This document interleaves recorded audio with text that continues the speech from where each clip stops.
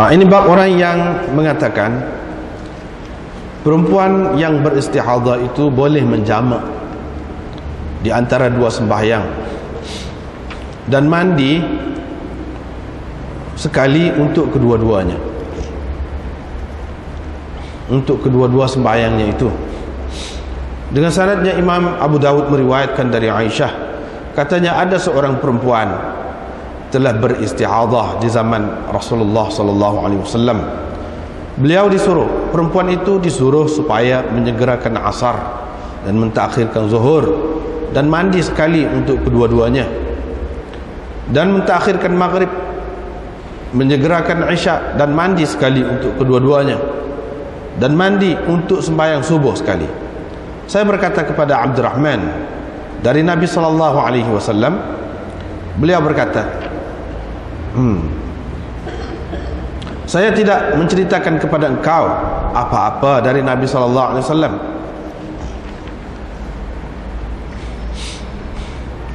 Diriwayatkan dari Aisyah, katanya Sahlah binti Suhail telah mengalami istihadah. Dia pergi kepada Nabi sallallahu alaihi wasallam, dia pergi bertemu Nabi sallallahu alaihi wasallam, maka baginda menyuruhnya supaya mandi pada ketika setiap kali mahu bersembahyang. Apabila keadaan itu menyukarkannya,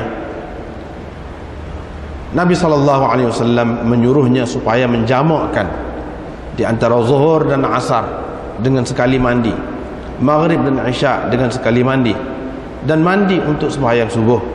Abu Dawud berkata, Ibnu Uyainah meriwayatkan hadis ini dari Abdurrahman bin Al-Qasim dari ayahnya, katanya ada seorang perempuan telah beristihadah. Beliau telah bertanya Nabi sallallahu alaihi wasallam, maka Nabi sallallahu alaihi wasallam menyuruhnya sama seperti yang tersebut maknanya di dalam hadis tadi. Diriwayatkan dari Asma binti Umais, beliau berkata, saya berkata, wahai Rasulullah, Fatimah binti Abi Hubeish telah mengalami istihadah semenjak sekian lama. Dia tidak bersembahyang. Rasulullah sallallahu alaihi wasallam bersabda, Rasulullah sallallahu alaihi wasallam berkata, subhanallah, ini syaitan, ini dari syaitan. Hendaklah dia duduk dalam besen, apabila dalam satu besen, apabila dia nampak kuning, warna kuning di atas air itu, maka hendaklah dia mandi untuk sekali untuk zuhur dan asar, dan mandi sekali untuk maghrib dan isya, dan mandi satu kali untuk fajar. Wa tawadda, dan hendaklah dia berwudu di antara itu, fima baina dzalik, di antara sembahyang-sembahyang yang tersebut tadi, fima baina dzalik. Abu Dawud berkata, Mujahid meriwayatkannya dari Ibnu Abbas, apabila sukar kepadanya mandi begitu, Nabi sallallahu alaihi wasallam menyuruhnya menghimpunkan di antara dua sembahyang, yang dijamaklah. Abu Dawud berkata, Ibrahim telah meriwayatkan hadis dari Ibnu Abbas. Itulah pendapat Ibrahim An-Nakhai dan Abdullah bin Shaddad. Ini bab orang yang berpendapat perempuan yang beristihadah itu mandi dari satu suci ke satu suci yang lain. Diriwayatkan dari Adi bin Thabit dari ayahnya, dari datuknya,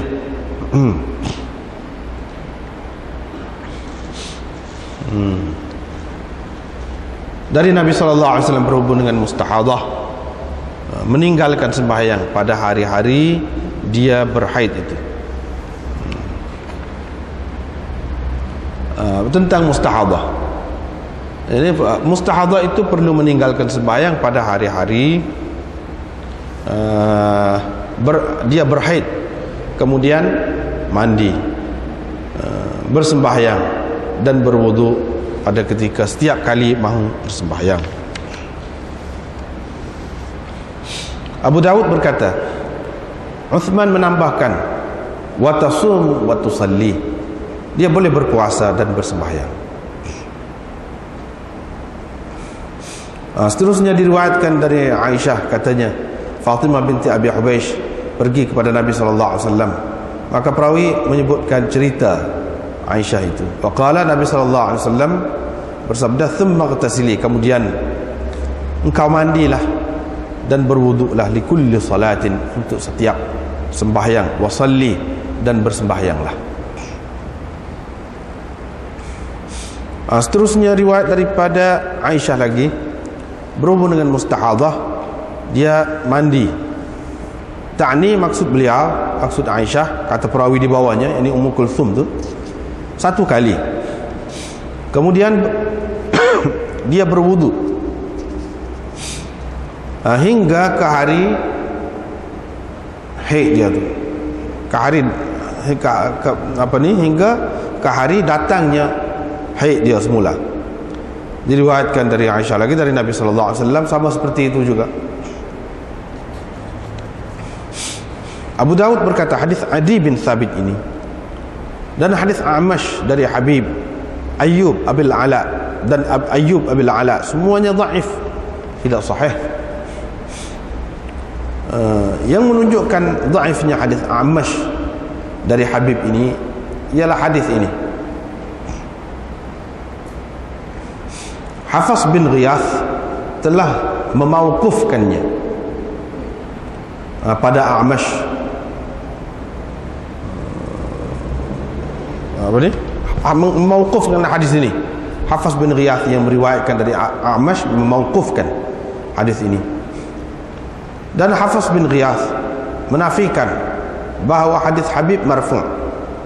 Dia menghentikan asbab juga yang meriwayatkan hadis ini dari Amash memauqufkannya pada Aisyah. Abu Daud berkata hadis ini diriwayatkan oleh Ibnu Daud dari Amash secara marfu' awalnya, bahagian permulaannya, wa ankara an yakuna fihi alwudu, dan dia menafikan ada disebutkan di dalamnya tentang wudu itu, tentang wudu pada ketika setiap kali mau bersembahyang.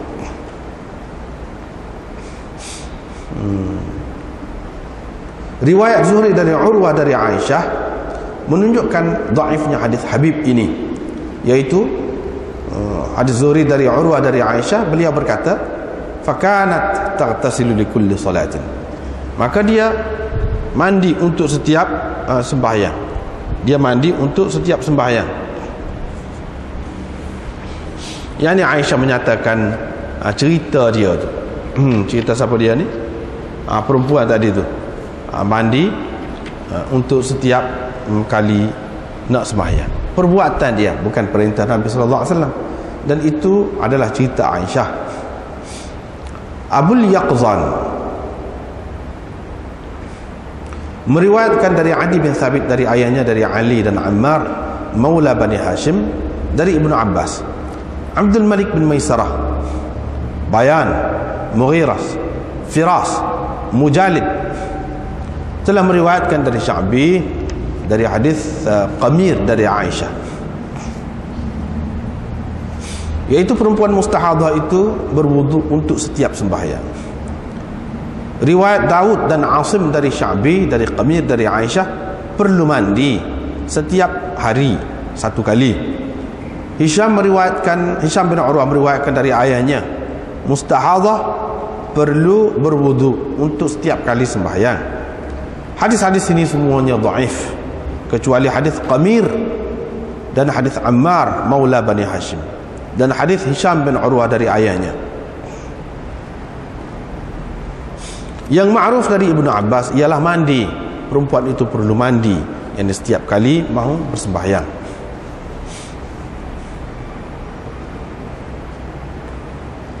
Bahawa man qala al-mustahadah taghtasil. Ini bab orang yang berpendapat mustahadah perlu mandi dari waktu zuhur hingga ke zuhur keesokannya.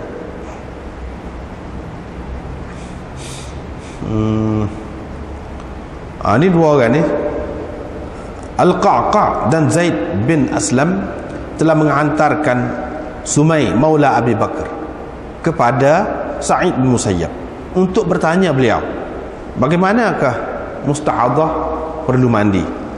Sa'id bin Musayyab berkata dia perlu mandi dari zuhur ke zuhur dan berwudu untuk setiap kali mahu bersembahyang, untuk setiap sembahyang.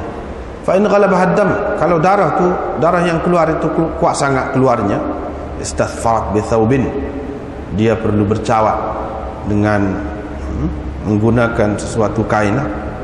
Abu Daud berkata, diriwayatkan dari Ibnu Umar dan Anas bin Malik, perempuan itu perlu mandi dari waktu zuhur, dari zuhur ke zuhur, yakni keesokannya. Daud dan Asim meriwayatkan dari Sya'bi, dari istrinya, yakni istri Sya'bi, dari Qabir, dari Aisyah. Cuma Daud berkata kulla yaum, setiap hari. Dalam hadis Asim yang meriwayatkan dari Sya'bi, beliau berkata pada ketika zuhur. Itulah pendapat Salim bin Abdullah, Hasan, Atha. Malik berkata, saya percaya hadis Ibnu Musayyab min zuhrin ila zuhrin, sebenarnya dia berkata min tuhrin ila tuhrin, dari satu suci ke satu suci yang lain. Tetapi kekeliruan telah masuk ke dalam riwayat hadis ini. Miswar bin Abdul Malik bin Sa'id bin Abdurrahman bin Yarbu' meriwayatkannya. Dalam riwayatnya beliau menyebutkan min tuhrin ila tuhrin, dari satu suci ke satu suci yang lain. Tetapi orang ramai menterbalikkan ataupun jadi keliru lah, menterbalikkan riwayat ini jadi min zuhrin ila zuhrin. Ta tu jadi tukar dengan za. Gitulah. Ini bab orang yang mengatakan perempuan yang beristihadah itu perlu mandi pada setiap hari, tetapi dia tidak berkata pada ketika zuhur, pada waktu zuhur. Dengan sanadnya Imam Abu Daud meriwayatkan dari Ali, katanya al-mustahadah apabila telah habis masa haidnya perlu mandi pada setiap hari. Wattakhadhat sufatan, dan dia mengambil suf, bulu lah, bulu ataupun kapas yang dicelupkan ataupun dilumurkan padanya samnun, minyak sapi ataupun minyak lain lah. Seterusnya habis.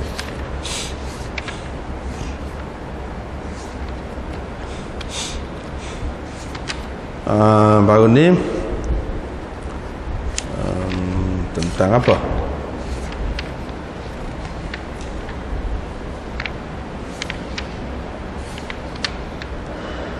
Mustahadah perlu mandi untuk setiap kali sembahyang. Seperti kita telah sebutkan baru ni, Imam Abu Daud akan mengemukakan bab-bab yang sesuai dengan ulama-ulama yang berbeza pendapat dalam masalah ni lah. Tiap-tiap bab akan datang. Ni ada pula orang yang berpendapat perempuan itu boleh jamak. Maknanya tadi sekali nak sembahyang, sekali mandi, sekali nak sembahyang, sekali mandi.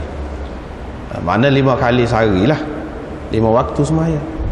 Hak ni pula boleh jamak di antara dua sembahyang, dan untuk kedua-dua sembahyang tu perlu sekali mandi saja. Mandi dulu lepas pada tu ambil air sembahyang apalah, sembahyang zuhur, lepas tu asar sembahyang. Gitu jamu. Jadi hanya sembahyang 3 kali saja dalam sehari tu, 3 kali saja. Tetapi waktunya 5 waktu juga. Orang panggil jamak suri. Jamak suri. Jamak suri ni disepakati oleh ulama tentang adanya dan boleh diamalkan pada ketika-ketika tertentu. Umpamanya dalam kes ni, boleh diamalkan, ataupun kes orang uzur ke sakit ke, yakni mentakhirkan sembahyang zuhur di akhir waktunya, sekira-kira selepas sembahyang zuhur tu sekejap lah, ataupun terus kira-kira lah masuk waktu asar, terus sembahyang asar. Itu jamak lagu tu dalam waktu asar. bukan dalam waktu zuhur. Ini semua sepakat ulama boleh dilakukan begitu.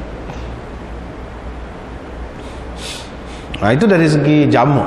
Dari segi qasar pula, itu adalah berdasarkan qiyas.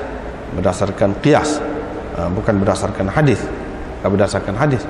Hak jamak dia berdasarkan hadis. Boleh berdasarkan qiyas, sembahyang jamak serta qasar untuk orang-orang yang uzur, itu boleh.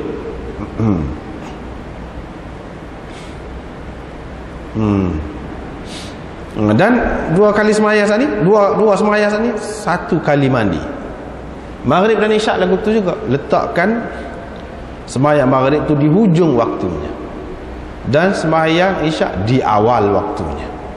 Itulah yang dikatakan jamak. Ini jamak suri orang panggil. Jamak suri.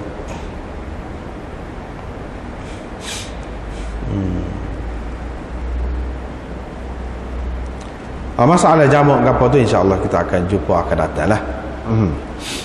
Nah, perbincangan yang lebih detail lagi. Sini nak ayat sekadar itulah. Yang dimaksudkan dengan jamak di sini ialah jamak suri.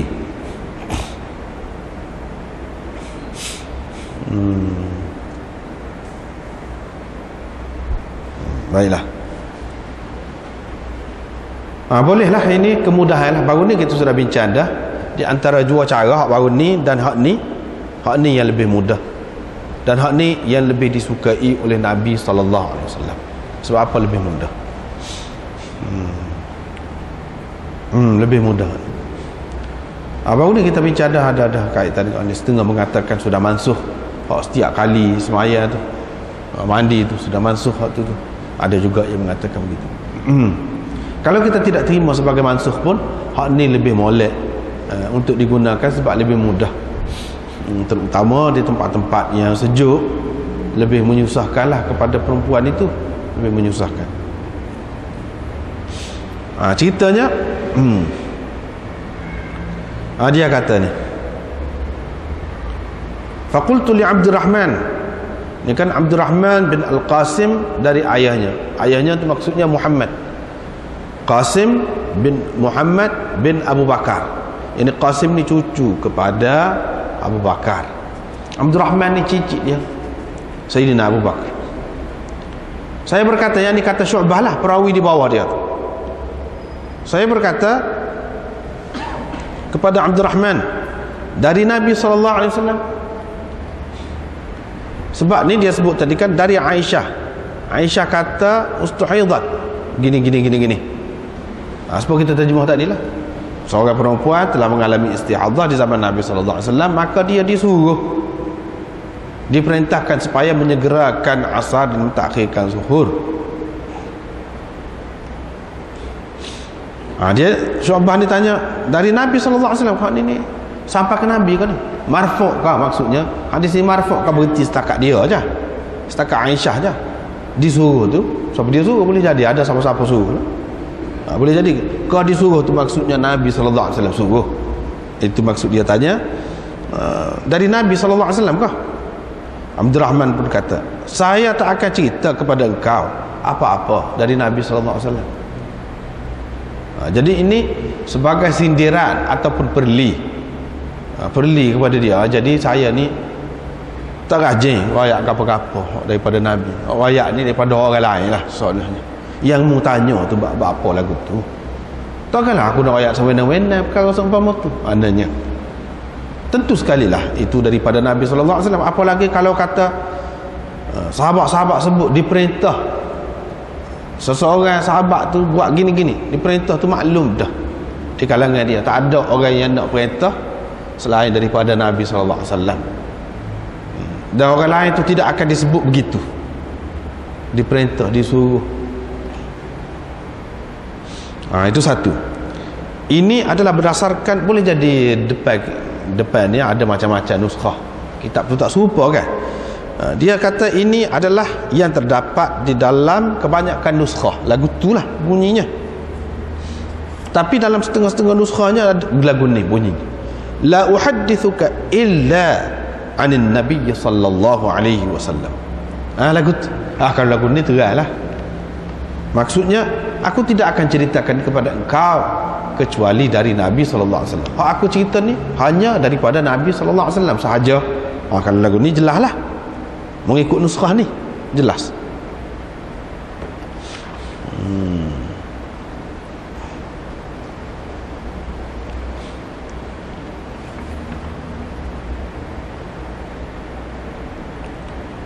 Tapi kalau hak tadi maknanya macam kita sebut tadilah, iaitu takkanlah aku nak cerita kepada engkau daripada orang lain, tidak daripada Nabi sallallahu alaihi wasallam. Aku tidak akan ceritakan kepada engkau kecuali dari Nabi sallallahu alaihi wasallam. Lebih kurang maknanya. Tapi ada makna sindiran lah yang pertama tadi. Sini menunjukkan dia boleh jamak.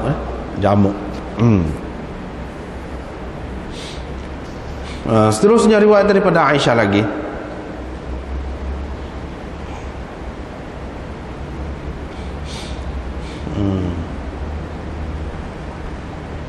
Dari Abdurrahman bin Qasim itu juga, iaitu Sahlah binti Suhail. Dia ada sebut nama di sini. Tadi ada seorang perempuan gitu. Dia pun pergi berjumpa dengan Nabi sallallahu alaihi wasallam. Nabi suruh dia mandi pada ketika setiap kali nak sembahyang. Hak tadi tak ada suruh lagu tu. Dia suruh dia jamak lagu tu. Ni suruh mula-mula tu setiap kali nak sembahyang. Apabila dia mengalami kesukaran dengan perintah itu, Nabi sallallahu alaihi wasallam suruh dia jamak, baru suruh jamak Zuhur dan Asar. Yang ini dengan satu kali mandi, Maghrib dan Isya dengan satu kali mandi, dan mandi untuk sembahyang subuh. Abu Daud berkata Ibnu Uyainah, yakni Sufyan, meriwayatkan dari Abdurrahman bin Qasim. Sani Muhammad bin Ishaq meriwayatkan dari Abdurrahman bin Qasim. Hak lagu sani. Hak suruh mula-mula tu mandi setiap kali nak sembahyang. Ni Imam Abu Daud kemukakan satu lagi tarik riwayat, iaitu tarik Ibnu Uyainah. Dia ambil juga daripada Abdurrahman. Dia kata inna imra'atan, cuma dalam riwayat Sufyan ini tidak serupa dengan riwayat Ibnu Mas'ud, Ibnu Ishaq, itu Muhammad bin Ishaq, kerana ada sebut nama orang. Di sini dalam riwayat ini tak ada.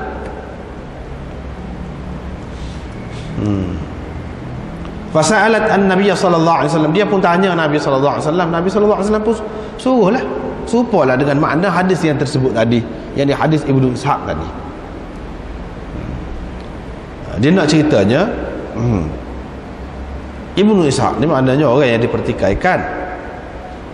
Jadi kalau kita sebut dia saja, boleh jadi orang tak pakai, tak teragak-agak. Dengan sebab itu dia mari seorang lagi hak serupa dengan riwayat dia, cumanya bezanya sikit je, iaitu tak ada sebut nama, tapi dari segi isi hak lain tu serupa. Nabi sallallahu alaihi wasallam suruh dia mandi setiap kali nak sembahyang. Apabila dia susah nak buat tu, barulah suruh jamu sekali mandi. Begitu. Serupa juga riwayat Sufyan ini dengan riwayat Ibnu Ishaq. Itu kita kena fahamlah cara ulama dalam meriwayatkan sesuatu hadis. Kadang-kadang dia sebut dua orang perawi sebab apa? Dia tahu dah hak ni tak berapa kemah. Nak suruh boleh terima cerita tu, kena mari perawi yang lain sekali dengan dia, kena kuat, tak padas seorang, tak padas seorang. Itu caranya. Fa amaraha bima'nahu tu maknanya hadis yang diriwayatkan oleh Ibnu Uyainah ni, makna dia serupa dengan makna hadis Ibnu Ishaq. Lafaz dia tidak serupa. Itu dari segi amanah lah, amanah dari segi penyampaian hadis. Dia cerita bima'nahu, kalau makna dia saja serupa, lafaz tak serupa, dia kata lagu tu. Kalau kata mithlahu, lafaz dia pun serupa juga, makna dia pun serupa.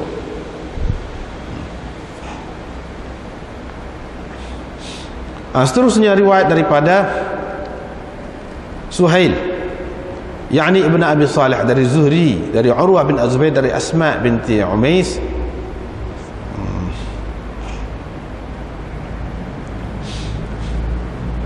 Dia cerita kepada Rasulullah, Fatimah binti Abi Hubaysh ini mengalami istihadah semenjak sekian-sekian, kaza wa kaza, sekian-sekian. Jadi dia tidak bersemayam lah. Rasulullah sallallahu alaihi wasallam kata, subhanallah. Ini untuk menyatakan lemah lah. Sebab itulah dalam hadis dulu dia kata tentang istihadah ni, innaha raqdatun minasyaitan. Ini tendangan ataupun hentakan syaitan ini. Syaitan suka benarlah ada perkara yang seumpama ini yang boleh mengelirukan seseorang itu tentang agama dia, ibadat dia tu jadi tak tentu hala, selalu nak buat lagu mana, sehingga tinggal sembahyang. Sukalah. Kalau pun qada pun, ya qada lah, jadi tidak sembahyang dalam waktu. Sukalah dia. Itu maksud tendangan syaitan tu. Hadza minasyaitan. Ini dari syaitan ini. Dari syaitan ni maksudnya syaitan boleh puca lah, boleh puca ke dia untuk mengelirukan orang. Dia kena buat lagu ni, dia kena duduk dalam besin. Apakah mesti semua orang yang beristihadah dia perlu buat lagu? Tidak. Ini ni sebagai anjuran.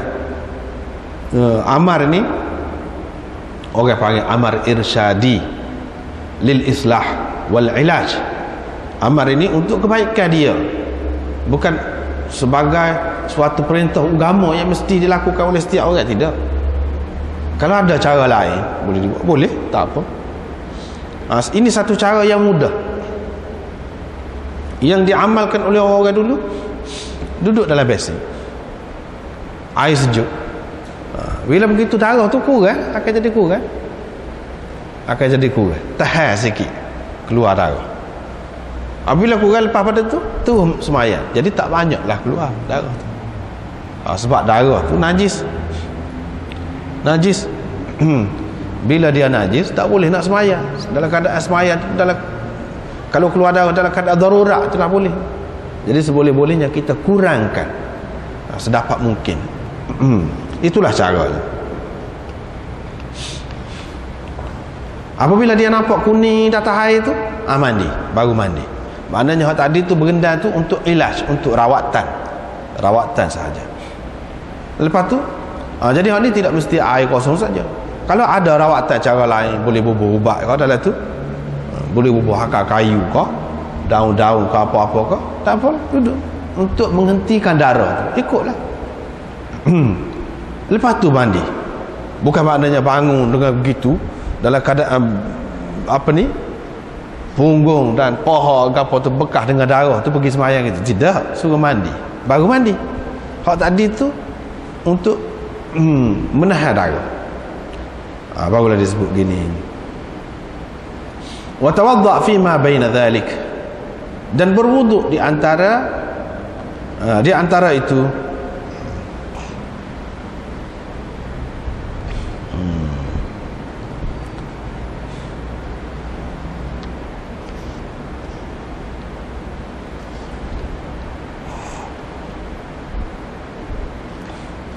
Di antara itu tu ada dua pendapat, iaitu di antara dua sembahyang.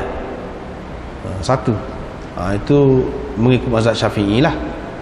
Di antara dua sembahyang mengikut mazhab Syafi'i, dia kata serupa dengan orang yang tayamum jugalah, sebab taharah dia tu, suci dia tu tidak kuat. Suci dia tu suci bukan hak asal, suci pinjaman dah, kita kata suci pinjaman sementara, jadi tidak kuat. Dia hanya boleh kita sembahyang satu sembahyang fardu saja. Sebab Nabi SAW suruh tadi, tatawadda likulli salatin, untuk setiap sembahyang. Bila begitu, kalau dia sudah sembahyang satu kali, dia nak sembahyang pula, kena ambil air sembahyang lah. Mengikut Syafi'i, mazhab Syafi'i. Sebab apa? Likulli salatin. Mengikut Imam Abu Hanifah dan Imam Ahmad pula, dia kata wa tawadda fima baina dzalika, makna di antara dua waktu.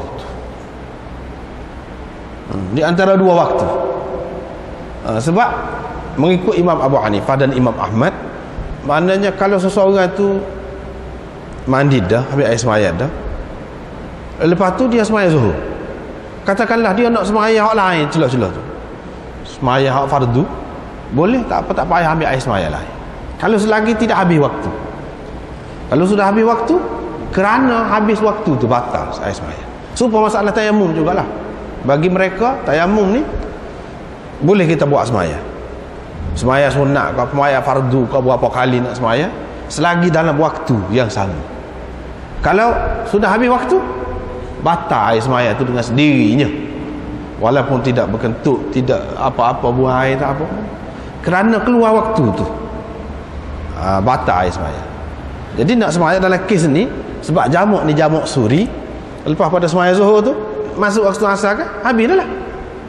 Kalau mengikut Hanafi, kenapa kena ambil air semaya pula? Sebab masuk waktu asar, habis dah waktu zuhur. Kalau mengikut Syafi'i, kenapa kena ambil air semaya tu? Sebab nak semaya-semaya lain pula. Nabi SAW suruh ambil air semaya untuk setiap semaya, bukan untuk setiap waktu semaya. Tapi Imam Abu Hanifah dan Imam Ahmad kata banyak riwayat-riwayat yang lain menyebutkan waktu, mengaitkan waktu untuk setiap waktu sembahyang. Dalam satu waktu tu kita boleh sembahyang banyak, sembahyang boleh, walaupun sembahyang fardu. Tapi Imam Syafi'i kata tak boleh sembahyang fardu banyak, tak boleh, kena satu saja.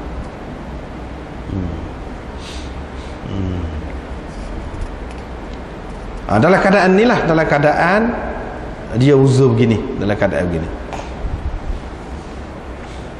Adapun kalau orang tu semaya jamak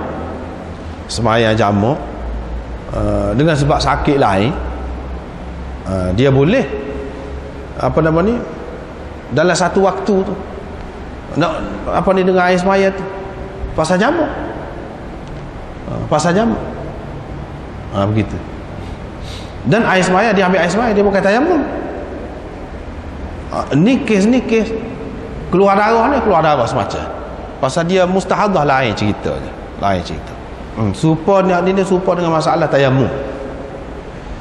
Jadi wuduk dia tu sebentar sangat, lepas pada tu batal. Tapi seperti yang kita sudah sebut dah lah sebelum pada ni, Imam Malik kata dak ambil air semaya, mandi, apatah lagi mandi, air semaya tu pun tidak wajib. Kalau dia nak ambil semaya boleh. Dan hak tadi tu darah tu dia dimaafkan, tidak dikira sebagai najis pun. Tak batal air semaya dia tu. Jadi kalau dia nak semaya berapa kali pun tak ada masalah. Semaya keluar pada waktu dia pun, kalau selagi ada air semaya tak batal dengan sebab lain, dak boleh semaya. Bagi dia tu, cara dia tu paling mudah lah, paling mudah. Dan bukan khusus dengan perempuan yang beristihadah ni saja. Bahkan Imam Malik buat hadis istihadah ni, istihadah tu kan penyakit, bukan hak asal.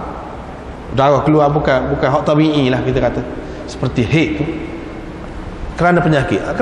Hak lain-lain pun kalau kerana penyakit, hak ni dia jadi asas, tidak membatalkan air semaya. Kalau orang tu besar kau kita kata, orang tu jadi penyakit, tak lekat air semaya, ketuk semacam, Semutah-mutah ketut. Tidak biasa orang ketut lagu tu.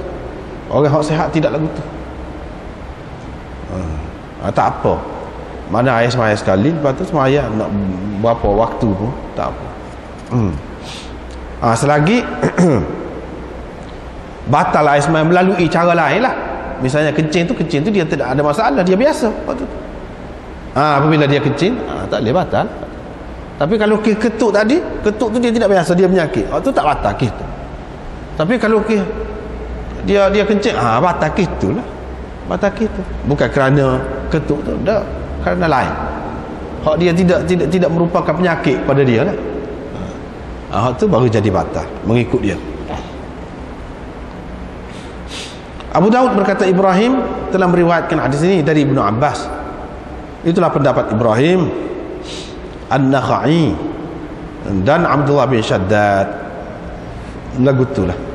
Yang ni jamak di antara dua semaya tu boleh. Dan ambil air semaya di antara dua tu. Ambil air semaya di antara dua semaya tu. Imam Syafi'i kata di antara dua semaya tu, kenapa? Kerana tiap-tiap semaya. Imam Abu Hanifah kata kerana keluar waktu. Sebab tu Imam Malik kata hak suruh ni, suruh ambil air semayang, dia terima, tak apa, tapi suruh sunat. Bukan sebagai wajib. Suruh sunat. Kalau dia nak buat, baguslah. Kalau tak saya buat pun tak apa.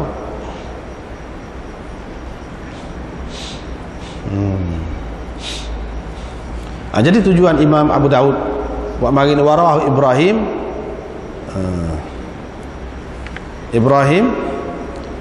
warahu Mujahid an Ibn Abbas. Tadi Mujahid daripada Ibn Abbas.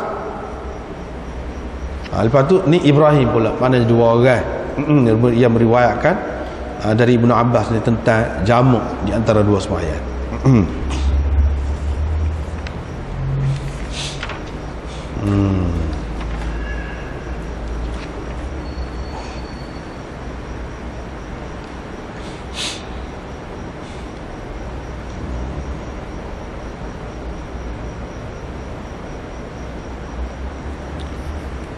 Seterusnya bab orang yang mengatakan perempuan yang beristiadah tu perlu mandi dari satu suci ke satu suci yang lain. Maksudnya apabila dia suci daripada mai kotor, daripada haid lah. Ini bagi mu'tadah lah, bagi orang yang sudah tahu dah dia mari haid pada ketika mana, daripada setiap bulan. Ataupun orang yang boleh membezakan di antara darah haid dia dengan darah istihadah dia. Jadi apabila suci daripada darah haid tu, darah istihadah tu ada semacam, dia perlu mandi situ. Seperti mana orang tak ada darah istihadah lah, bila habis haid ni nak sembahyang tu kena mandi. Lepas tu kan tidak wajib lah mandi atas dia, kalau selagi tidak ada berlaku perkara yang mewajibkan mandi lah. Tidak wajib. Kalau dia tak mandi sebulan sampai mari kotor pula, lepas tu suci, daripada mari kotor tu mandi pula. Hak ni hak wajib. Min tuhrin ila tuhrin. Hak kata setiap kali mandi, apa ni setiap kali nak sembahyang tadi, tidak. Dia ni tak terima. Inilah tujuan Imam Abu Daud buat bab suku-suku ni. Ada orang yang mengatakan gini. Ini pendapat jumhur ulama lah. Hak tadi tu mereka pakai sunat belaka, sunat. Sunat untuk ilaj, untuk merawat belaka, bukan sebagai wajib. Tidak. Bukan sebagai wajib mandi tu. Ambil air semayang tu suku, ambil air semayang mandi tu. Jadi mereka ni kata dari suci ke satu suci. Maknanya celah-celah tu kalau dia tak mandi, tak ada sesuatu yang mewajibkan mandi, tidak berihtilam, tidak bersetubuh misalnya, tak wajib lah, hingga kepada suci pula. Dia mandi tu, mandi jelas-jelas tu tidak sebagai wajib lah, tidak sebagai wajib. Hak wajibnya bagi mustahadah seperti orang yang tidak mustahadah juga, seperti orang yang tidak keluar darah istihadah juga. Perempuan biasa mari kotor, lepas tu suci daripada mari kotor tu mandi. Lepas pada tu adakah wajib? Tak ada wajib. Ada wajib. Kecuali kalau adalah perkara yang mewajibkan dia mandi. Kalau tidak ada, ni pun serupa tu juga. Seterusnya riwayat daripada Syarik dari Abil Yaqzan, dari Adi bin Thabit dari ayahnya, dari datuknya, dari Nabi SAW tentang mustahadah. Tada'us salah, dia meninggalkan sembahyang, yakni mustahadah tadi, pada hari-hari dia berhaid, kemudian mandi dan bersembahyang dan berwudu pada ketika setiap kali nak sembahyang. Setiap kali nak sembahyang itu berwudu tu adalah, waktu ada khilaf lah di antara apa namanya mazhab Syafi'i dan mazhab Hanafi. Waktu kata setiap kali waktu sembahyang, setiap waktu sembahyang wudu. Waktu kata setiap kali nak sembahyang, itu ada beza sini. Tapi adalah wudu tu. Hak mandi ni apabila dia suci daripada kotor dia tu, haid dia tu, baru hak tu saja mandi dan boleh sembahyang. Pada tu kan wudu sajalah.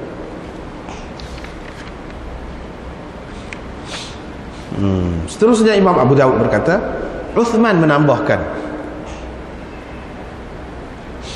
sebab tadi kan Muhammad bin Ja'far, Imam Abu Daud ambil daripada Muhammad bin Ja'far seorang, lepas tu tahwil sanad itu pemalingan, pusing pula sanad, nak cerita sanad lain.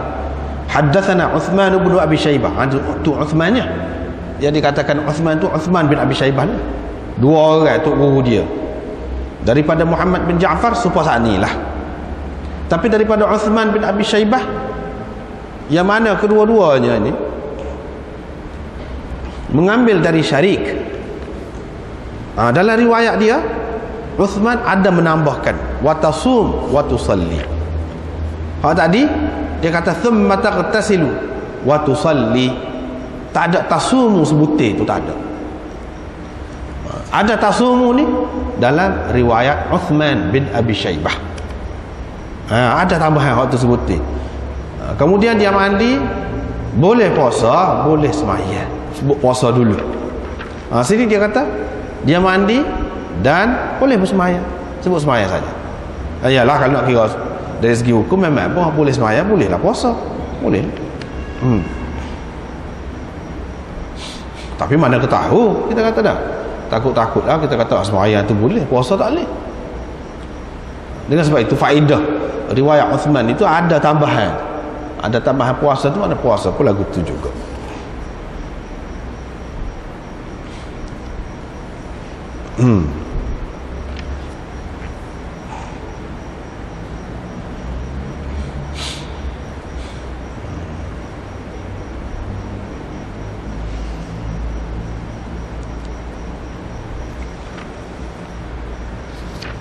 Seterusnya riwayat daripada Habib bin Abi Thabit dari Urwah dari Aisyah, katanya apa tadi? Nabi sallallahu alaihi wasallam kata thumma ghtasili thumma tawaddai li kulli salatin wa salli. Kemudian engkau mandi dan berwudu untuk setiap sembahyang dan bersembahyanglah. Seterusnya riwayat daripada Ummi Kulthum ni dari Aisyah, berhubung dengan mustahadhah, dia perlu mandi. Maksud Aisyah tu sekali sahaja, yang ni pada ketika suci daripada mai kotor tu, hingga kepada hari-hari dia berhaid pula gitu.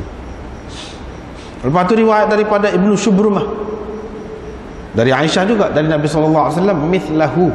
Kalau kata mithlahu ni serupa dengan lafaz riwayat hadis sebelum ni. Lafaz dia tu, mana dia pun sama juga lah, ada lafaz serupa. Abu Dawud berkata, ni komen Abu Dawud, hadis Adi bin Thabit ini dan hadis Amash dari Habib. Hadis Adi bin Thabit hak mula-mula yang kita baca saat ni. Abil Yaqzan meriwayatkan dari Adi bin Thabit. Tu. Dan hadis Amash dari Habib hak nombor 2. Amash Uthman bin Abi Syaibah qala hadatsana Waqi' 'an al-A'mash 'an Habib bin Abi Thabit. Hadis Aisyah tu hak nombor 2. Dan hadis Ayyub Abil Ala, hadis Ayyub Abil Ala hak ni hak nombor 3. Yazid an Ayyub bin Abi Miskin hak nombor 3. Bukan nombor 3, nombor 4 di sini. Bukan hak tu, Ayyub Abil Miskin. Ayyub Abil Ala. Ayyub Abil Ala.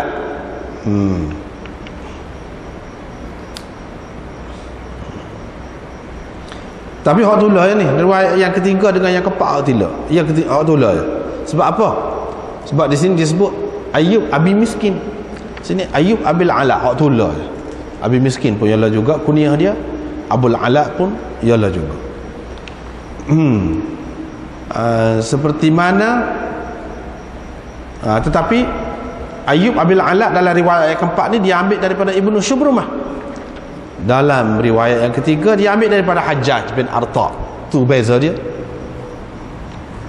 Akhirnya sampai kepada Aisyah belaka. Cuma ni melalui Hajjaj bin Arta dari Ummi Kulthum dari Aisyah.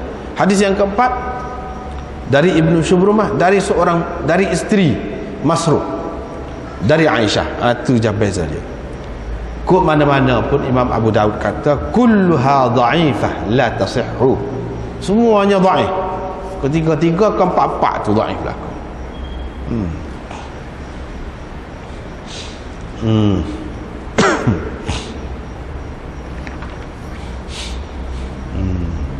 Sebab apa dhaif dia? Imam Abu Dawud cerita.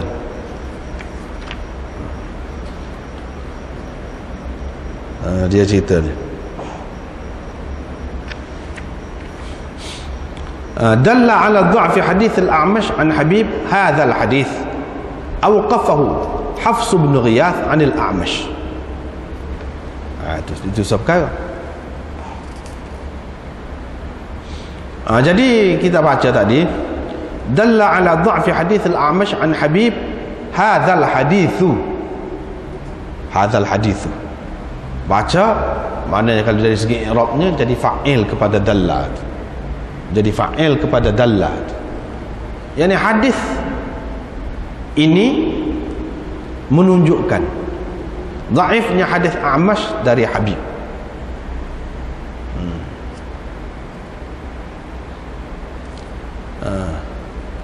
Yaitu awqafahu. Tak apalah tu. Satu lagi yang kita baca tadi hadzal hadithi, itu dia jadi badal kepada, dari segi i'rabnya badal kepada hadisil A'mash. Jadi menunjukkan dhaifnya hadis A'mash dari Habib, iaitu hadis ini. Hadis Hasan ni.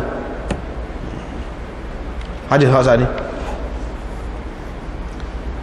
ialah Hafs bin Ghiyath memauqufkannya. Begitu. Tetapi yang lebih moleknya yang pertama tadi, iaitu kalau kita baca dengan dengan rafa', baca dengan rafa', hadzal hadis, sebab dia jadi fa'il.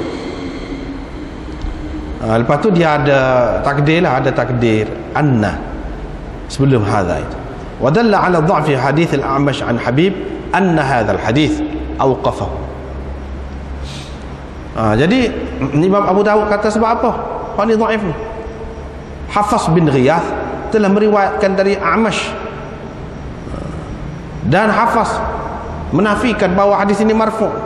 Hak tadi sampai marfu' anin Nabi sallallahu alaihi wasallam. Riwayat yang keempat tu. Hak tu bukan riwayat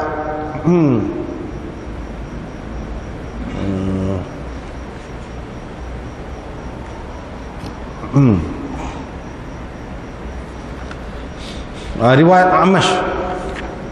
Ni Waqi' anil A'mash an Habib.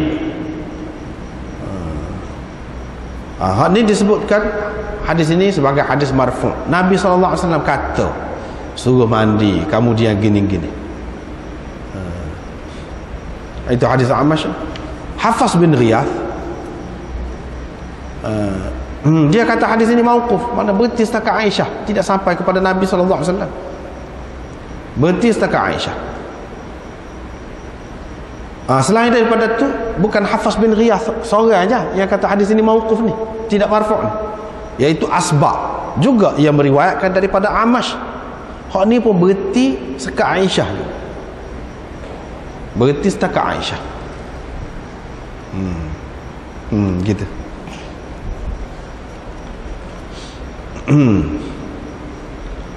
Itu menunjukkan dhaif. Tetapi orang lain tak setuju dengan pendapat Imam Abu Dawud ni. Dia kata tak boleh lagu tu. Tak boleh lagu tu. Kata suatu hadis ini dhaif macam di sini. Hadis A'mash ni. Waqi' meriwayatkan daripada A'mash dari Habib bin Abi Thabit. Ni. Makna oleh kerana ada dua orang, yakni Hafs bin Ghiyath dan Asba, meriwayatkan hadis ini juga, tapi berhenti setakat Aisyah. Makna tidak diangkatkan kepada Nabi sallallahu alaihi wasallam. Ini bukan kata-kata Nabi sallallahu alaihi wasallam. Kalau bukan kata-kata Nabi sallallahu alaihi wasallam, tak adalah cerita ni perbuatan dia. Perbuatan dia. Ataupun kalau orang lain suruh berdasarkan ijtihad dia. Berdasarkan ijtihad dia, bukan hak Nabi sallallahu alaihi wasallam suruh. Mana tak kuatlah kedudukannya. Lepas tu dua orang ni, orang kuat ni, mana riwayat tak serupa dengan Waqi'. Ini menunjukkan dhaif. Orang lain kata mana boleh lagu tu. Tak boleh. Tak kena kaedah tu. Imam Abu Daud pakai tu. Tak kena. Manakala ada dua orang perawi yang meriwayatkan tak serupa dengan seorang perawi tu Waqi' tu, mana orang molek tak ada satu, orang kemah. Maka jadi dhaif dia. Tak boleh. Sahih juga. Sahih juga. Jadi orang tak setuju dengan Abu Daud.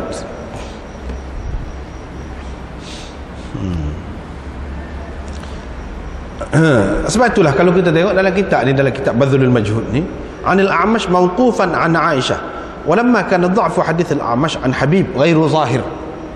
Oleh kerana dhaif hadis A'mash dari Habib ni tak jelas, kerana perawi-perawinya thiqat, perawi-perawinya orang-orang thiqah, ihtaj al-musannif ila bayani illatihi al-khafiyyah allati la yudrikuhu illa al-hudzaq. Maknanya perlulah musannif menyatakan sebab yang tersembunyi. Apa dia kata dhaif tu? Yang tidak dapat ditanggap, yang tidak dapat dipahami kecuali oleh orang-orang yang pintar, yang cerdik. Jadi kesimpulan dalil ni dia kata, iaitu ashab A'mash, anak murid A'mash ni khilaf tentang mauquf dan irsalnya. Habib bin Abi Thabit ala khilaf فرفعه حبيب بن أبي ثابت على خلاف حفص بن غياث وأصباط.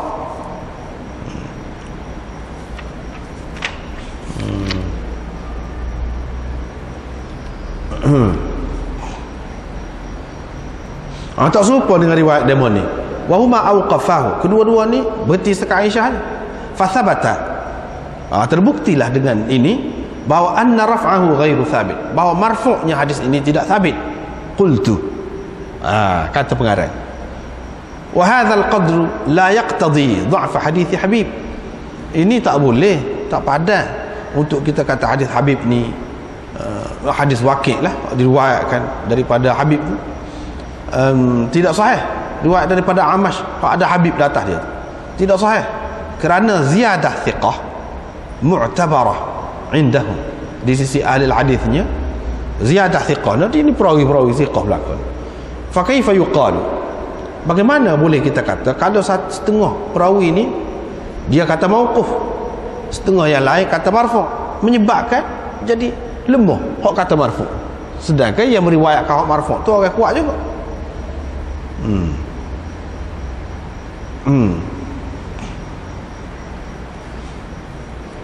Bahkan kata dia Habib bin Abi Thabit, dan begitu juga Waqi' yang di bawah dia tu tidak kurang daripada Hafs bin Ghiyath dan Asbah bin Muhammad, bahkan kuat lagi kata dia, aqwa minhuma wa arjah. Jadi orang tak setuju, orang tak setuju.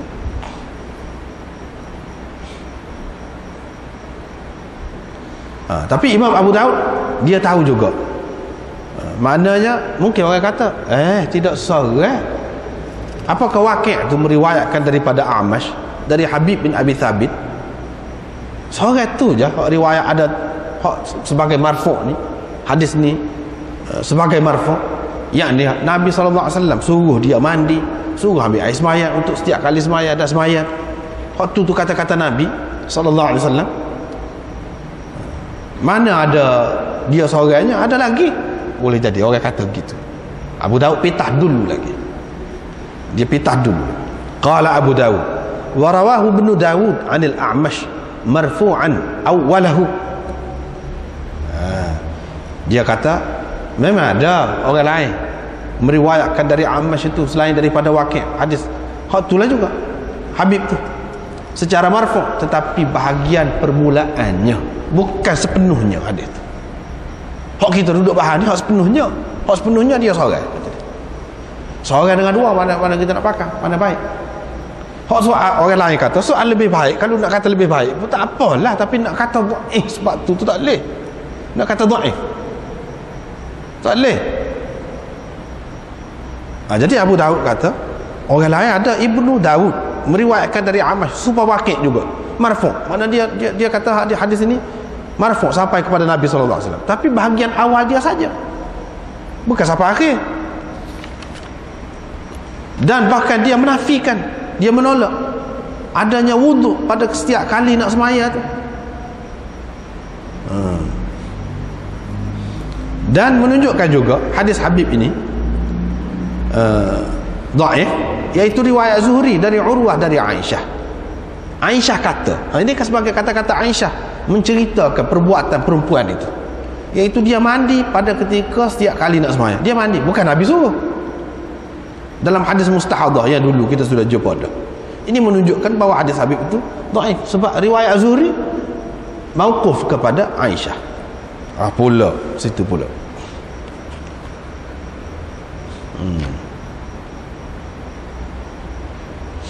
Ini dalil yang kedua bagi Abu Daud yang menunjukkan hadis ini dhaif, iaitu Zuhri meriwayatkan dari Urwah dari Aisyah sebagai kata-kata Aisyah. Aisyah kata dia mandi setiap kali nak sembahyang, bukan Nabi SAW suruh. Yang ini tidak marfu' lah, tetapi mauquf pada Aisyah. Terhenti hadis itu, berhenti ke Aisyah. Jadi kesimpulan dalil ni, iaitu Habib bin Abi Thabit khalafa Zuhri, dia riwayat bercanggah dengan Zuhri, sedangkan Zuhri ni orang kuat. Sebab Zuhri meriwayatkan dengan sanad ini daripada Urwah dari Aisyah. Aisyah juga pergi cerita Aisyah juga. Dia kata fakanat taghtasilu likulli salatin, perempuan itu mandi setiap kali nak sembahyang. Sedangkan Habib bin Abi Thabit meriwayatkan dari Urwah dari Aisyah, hak riwayat Amash tadilah, tawaddai likulli salatin, ambil air sembahyang lah untuk setiap kali sembahyang. Di samping mukhalafah Zuhri, di samping dia tu riwayat tak serupa dengan Zuhri, dalam keadaan tu mana riwayat dia, hadis dia tak boleh diterima, tetapi Khattabi mana bantah, tak kena ni Abu Daud kata lagu ni. Jadi ada ulama tak setuju lah, ini masing-masing lah. Khattabi kata dalil ni tak boleh dia tolak. Faqala, dia kata amma qawlu aktsaril fuqaha fa huwa al-wudu' li kulli salatin wa alaihi al-amal fi qawli 'ammatihim. Kebanyakan fuqaha iaitu berwudu setiap kali nak sembahyang, dan inilah yang diamalkan mengikut pendapat kebanyakan ulama. Dari riwayat Zuhri tidak menunjukkan lemahnya hadis Habib bin Abi Thabit kata dia. Li'anna al-ightisal li kulli salatin, kerana mandi pada setiap kali nak sembahyang dalam hadis Zuhri itu mudhafun ila fi'liha, itu dikatakan perbuatan dia. Boleh jadi maknanya ini pilihan dia. Adapun wudu li kulli salatin dalam hadis Habib itu diriwayatkan daripada Nabi sallallahu alaihi wasallam. Hak suruh ambil air sembahyang, hak suruh mandi itu kita boleh terima sebagai hak itu perbuatan dia. Tapi hak ambil air sembahyang suku dia, suku hak ada dalam hadis Habib yang tidak ada di dalam hadis apa nama ni Zuhri, suku. Jadi hak wajibnya iaitu yang disyariatkan, yang ditentukan oleh Nabi SAW, yang disuruh, bukan yang dilakukan oleh dia. Hak dilakukan oleh dia tu, dia mandi tu kita terima lah. Dia mandi sendiri, hak tu tidak wajib, sebab tu kita kata tidak wajib. Tetapi yang kita kata wajib ambil air sembahyang itu sebab apa? Sebab hak Nabi suruh hak tu. Dalam riwayat Habib, dalam riwayat Habib ni dia kata Nabi SAW suruh, jadi marfu' kepada Nabi SAW. Itu faedahnya khilaf ni.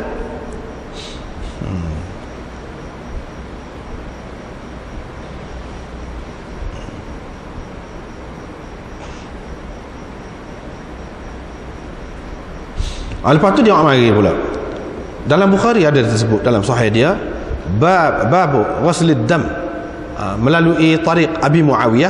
Kata dia haddatsana Hisham bin Urwah an Abi an Aisyah qalat, Aisyah kata Fatimah binti Abi Hubaysh datang, dan di akhir hadis itu dia kata wa qala abi, ayah saya kata thumma tawaddai li kulli salatin, kemudian engkau berwuduklah untuk setiap kali sembahyang hatta yaji adzalikal waqt, hingga datang waktu yang lain pula, masuk waktu lain. Jadi hadis Hisham daripada ayah dia ni menyokong hadis Habib bin Abi Thabit dan menguatkannya. Hafiz Ibn Hajar dalam Fathul Bari kata setengah ulama mendakwa bahawa kata-kata ni thumma tawaddai ini kata-kata Urwah, berhenti sekat dia, sebab dalam Bukhari sana ni kata qala abi, ayah saya kata. Siapa dia ayah saya? Kasar di dalam riwayat tu Hisham bin Urwah an abihi an Aisyah, abihi itu Urwah lah, min kalami Urwah mauqufan alaihi fa fihi nazar. Hafiz Ibn Hajar kata itu pendapat hak kata ini kalam Urwah boleh dipertikaikan, kerana kalau ini kata-kata dia laqala, tentu dia kata, thumma tatawaddau, kemudian dia berwudu, dengan sirah ikhbar, dengan sirah ikhbar. Kalau Urwah tu kalau kata-kata dia tak boleh kata tawaddai li kulli salatin, tak boleh. Sebab apa? Tawaddai ni dia kena orang hak depan. Patut Urwah apa dia nak perintah Fatimah apa nama ni binti Abi Ubaish tu, dia nak perintah apa? Dia sampai bila? Sepatutnya Fatimah tu perintah dia, muka dia sahabat. Dia ni tidak sahabat Urwah. Lepas tu dia kata tawaddai, engkau berwuduk lah. Siapa dia nak suruh tu? Mesti kalaulah Urwah kata thumma tatawaddau, kemudian hendaklah dia berwuduk, dia kena sebut dia cerita muka hak lepas dah. Dia tidak kata tawaddai. Falamma atabih bi sighatil amri, bila dia mari dalam sirah amar, ini lebih sesuai dengan hak marfu'. Tentu Nabi suruh. Bila Nabi suruh, maknanya ada perintah daripada Nabi sallallahu alaihi wasallam. Hak dalam Bukhari makna serupa dengan hak ni lah, hadis Habib bin Abi Thabit ini. Jadi ini menguatkan hadis bin Abi Thabit. Bagaimana kita nak kata dhaif hak dia ni? Kita nak kata ni kata-kata Aisyah saja ataupun kata-kata orang lain di bawah dia. Sedangkan hak dalam Bukhari itu menunjukkan tak munasabah. Kita nak kata tawaddai likulli salatin, itu kata-kata Urwah. Bahkan Hafiz Ibn Hajar kata tak mungkin kata-kata Urwah. Sebab apa? Sebab dia orang bawah lagi. Macam mana dia nak suruh? Hak suruh tu cerita dia tu ambil daripada Aisyah. Nabi SAW kata kepada Fatimah tu tawaddai likulli salat. Baru munasabah. Jadi kalau lagu tu serupa dengan hadis Abu Thabit lah. Habib bin Abu Thabit serupa lah.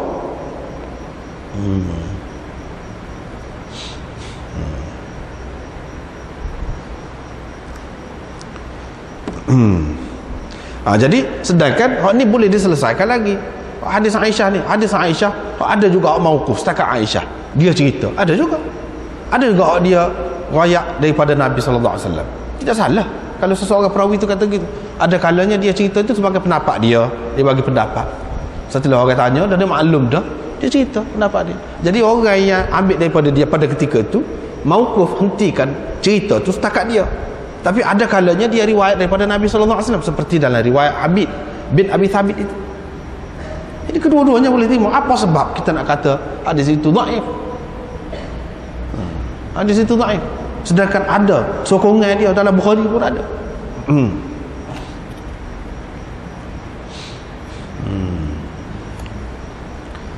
Abu Yaqzan meriwayatkan dari Adi bin Thabit, dari ayahnya dari Ali, dan Ammar maula Bani Hashim dari Ibnu Abbas. Dari Ibnu Abbas.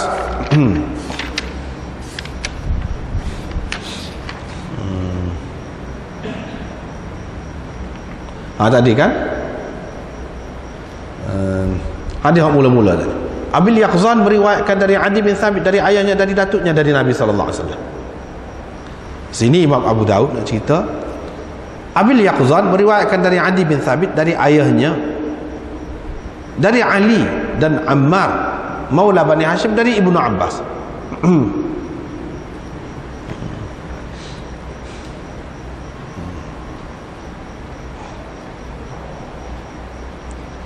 Abdul Malik bin Maisarah dan Bayan, Mughirah, Firas, Mujalid meriwayatkan dari Sya'bi dari hadis Qamir dari Aisyah, tawadda li kulli salatin. Jadi Imam Abu Daud tujuan dia marah ni semua riwayat ni, tapi semua ni al-mustahazah tatawadda li kulli salatin, wa hadhihi al-ahadith kulluha dha'ifah. Semuanya dhaif belaka. Semuanya dhaif. Kecuali hadis Qamir dan hadis Ammar maula Bani Hashim dan hadis Hisham bin Urwah dari ayahnya yang ma'ruf dari Ibnu Abbas, iaitu suruh mandi. Bukan suruh ambil air semaya setiap kali nak semaya tu, tapi suruh mandi setiap kali nak semaya.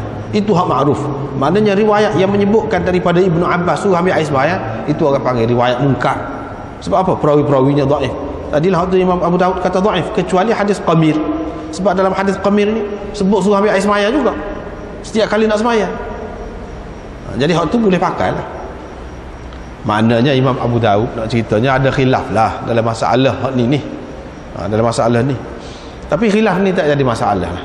Boleh pakai, nak pakai hak tu pun boleh, tak pakai hak tu pun boleh. Sebab tu Imam Malik tengok banyak sangat bercelaru ni. Bercelaru ni masalah suruh ambil air semaya setiap kali nak semaya. Kalau lah wajib sungguh, dia bagi kau tu. Tentu tak ada khilaf dah. Tak ada orang ni riwayat lagu ni, orang ni riwayat lagu ni, orang ni tinggal hak ni. Tak tinggal, ada semua. Dah tak ada khilaf lah. Ini muttarib ni tak tetap, kadang-kadang putih setakat Aisyah, kadang-kadang perbuatan dia, kadang-kadang perintah Nabi SAW. Kalau kita terima sebagai perintah pun, itu perintah boleh jadi makna sunat. Dia buat kesimpulan ini semua memberi makna sunat. Sebenarnya nak kita letak wajib tak sedap tu sebab apa tu, tak kemah tu. Hak ni kata gini, hak ni gini, hak ni gini. Dan kalau ada pun banyaknya dhaif. Banyak dhaif. Kenapa orang yang kuat tidak meriwayatkannya? Kenapa tidak meriwayatkannya? Sebab apa? Sebab apabila berkait dengan perintah ni, dia berkemungkinan besar wajib. Berkemungkinan besar wajib apabila berkait dengan perintah. Tetapi apabila ada khilaf tentang perintah Nabi SAW, betul ke perintah dia tu? Kau suka rela orang kemudian buat kerana agak apa lebih baik. Situ tu. Jadi tak sedap. Bahkan kalau perintah Nabi SAW sekalipun, masih lagi ada kemungkinan untuk sunat tu tidak semesti perintah Nabi. Ini mana wajib sekali. Itu pegangan Imam Maliknya. Sebab itulah dia jadi tinggal belakang tu. Tinggal belakang. Akhir sekali dia kata sunat. Boleh lah. Kalau nak ambil semayang pun tak ada apa. Boleh. Kalau nak rajin, kalau tak pun tak apa. Kesimpulannya gitulah secara ringkas.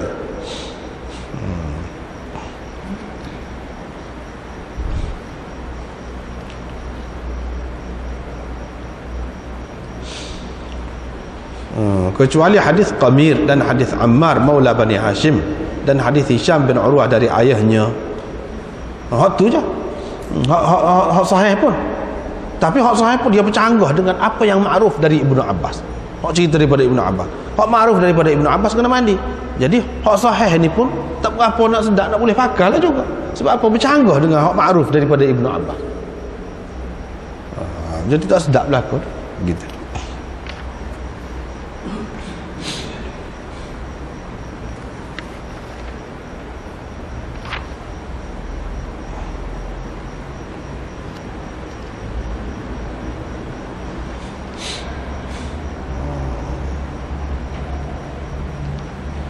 Bau man qala al-mustahadah taghtasil min zuhrin ila zuhrin.